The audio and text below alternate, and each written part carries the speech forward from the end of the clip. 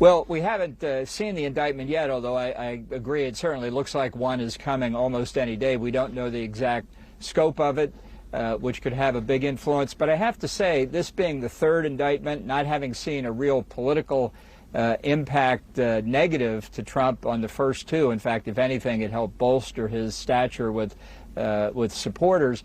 A third indictment or even a fourth indictment, I don't think is going to change that much politically. I think the single most important question now on the legal side is whether any of these cases actually get to trial before the 2024 election. That's what's going to be important, not this indictment or that indictment or the next indictment. Which case, if any, gets to trial, and does he get convicted? Yeah, and we saw his attorneys in court for the documents investigation this week essentially arguing that if they do have the case, that it should be from mid-November of next year on. I mean, do you think it's fair for voters to go to the polls to cast their votes if they don't know what the outcome of that trial or these trials potentially could be?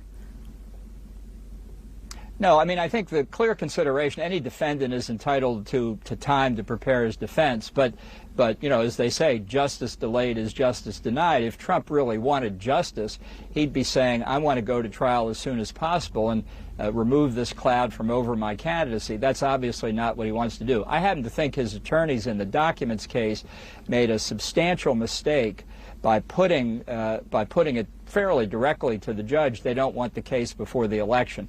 That shows the real strategy, and when you think about it, it is shocking. Now, it may be difficult to have a kind of traffic jam here with all these cases, but I think it's part of the court's duty to make sure that the public interest is served as well. The defendant has a legitimate interest in time to prepare his or her defense. But I do think in this case, giving special privileges to somebody just because they're a candidate for president is not consistent with the notion of one law for all.